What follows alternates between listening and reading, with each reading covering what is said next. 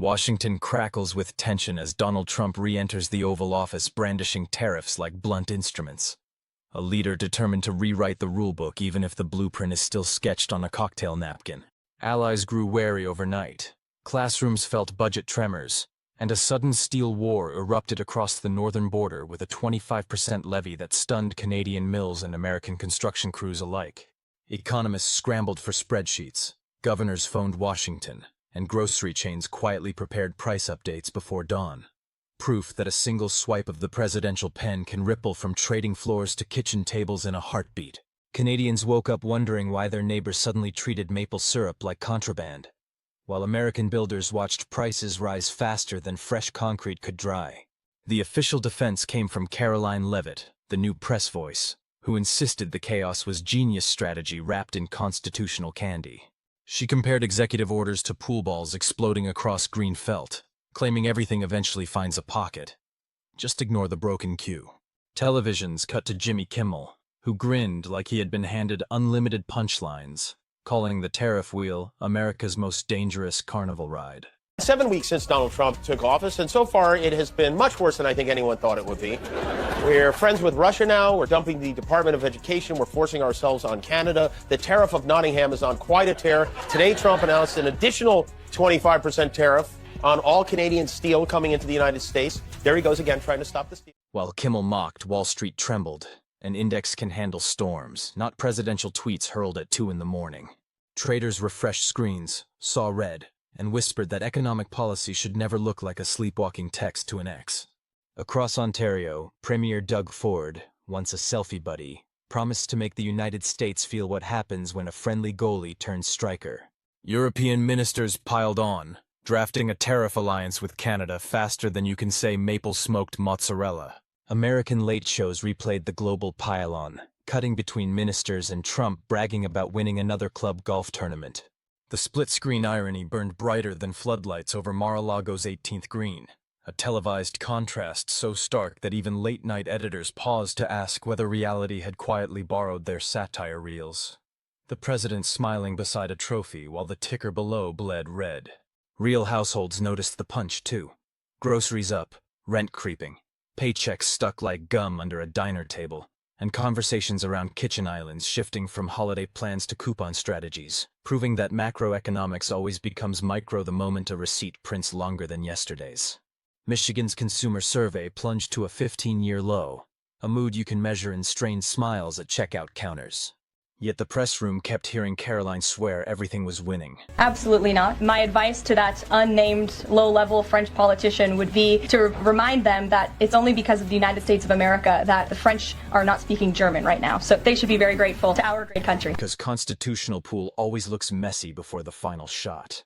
Reporters asked for specifics. She served hypotheticals, and the conversation spun like chalk dust swirling under ceiling fans. Outside, union welders calculated overtime versus layoffs, realizing the math rarely favors the torch when imported billets suddenly cost more. A foreman in Detroit shrugged and said the tariff felt like paying a cover charge to enter your own garage. Meanwhile, steelworkers in Ontario toasted American confusion, but wondered how long triumph lasts when both sides share a supply chain. Jimmy Kimmel sensed endless material, musing that worries about sharks eating plastic suddenly mattered more to Trump than crashing portfolios. He joked the president treats voters like dolphins at SeaWorld. Toss them a chicken finger, hope they forget the leaking tank. Karoline fired back on cable news, warning not to bet against Trump, describing courtroom setbacks as mere speed bumps on Destiny's Road. Legal scholars winced, but the base cheered, and Twitter slipped into its nightly swirl of memes, outrage, and triumphant emojis. Over in finance chat rooms, day traders begged for calm signals, yet the White House kept speaking in foghorn blasts. Kimmel doubled down, picturing Trump on the green wearing diapers after too many Diet Colas, swinging like a man defending a mushroom garden. The gag stung harder than policy papers. The visual lodged where charts cannot reach, and it replayed on endless loops in phone notifications, turning boardroom elevators and supermarket checkout lines into impromptu comedy clubs where no one could unsee the diaper swing. By sunrise, the Dow opened lower, and social feeds overflowed with clips of Kimmel's monologue translated into half a dozen languages. Foreign viewers laughed, then checked their own pension funds, realizing America sneezes and everyone catches the same cold. Back in Washington, the administration labeled overseas backlash fake outrage, even as container ships rerouted toward more predictable ports. Factories in Ohio received cancellation emails before coffee cooled, proof that global supply chains hate surprises more than they love slogans. At the next briefing, a reporter asked Karoline about the low-income heating program. She called it hypothetical, though winter air felt very real.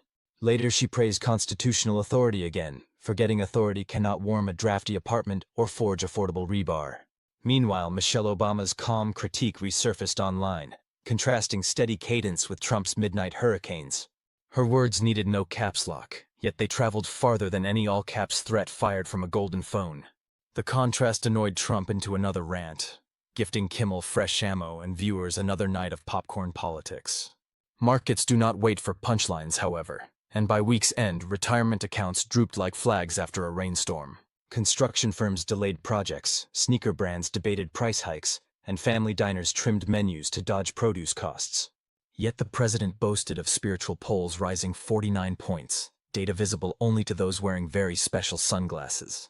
Karoline applauded this invisible metric, citing it as evidence of momentum, while investors searched in vain for it on Bloomberg terminals, Reuters dashboards, and even old-fashioned newspaper stock pages, discovering only that confidence cannot be graphed when its source lives solely in a speech. A comedian can joke about diapers, but a bond market laughs with interest rates, and its humor hurts longer. Credit spreads inched wider, a quiet alarm bell drowned out by televised shouting matches. Even Robert De Niro chimed in, calling the tariff circus stupid, warning that underestimating clowns leads to real nightmares. His blunt words echoed through social feeds faster than any official rebuttal. Another reminder culture moves quicker than policy. Meanwhile, small business owners faced loan renewals at higher rates, discovering sarcasm cannot be collateral. Canada's Prime Minister compared the trade fight to hockey, promising to check hard and score without apology, reminding reporters that the rink may be cold, but national pride runs hot, and that no amount of bluster will make Canadians skate away from a fair fight. European diplomats nodded, recalling soccer matches where patient passing beats reckless lunges every time. Yet in Washington, the pool game metaphor rolled on, balls scattering, pockets still mostly empty, chalk dust thickening the air. Jimmy Kimmel closed the week wondering aloud if tariffs were really just overpriced cover charges for a party nobody enjoys anymore, urging viewers to keep receipts because at some point the bouncer might ask for proof you paid to get poorer. The audience laughed, but families at grocery stores did not. Laughter does not discount milk. And so the country drifts between punchlines and price tags, waiting for someone to finally chalk the cue and call the winning shot.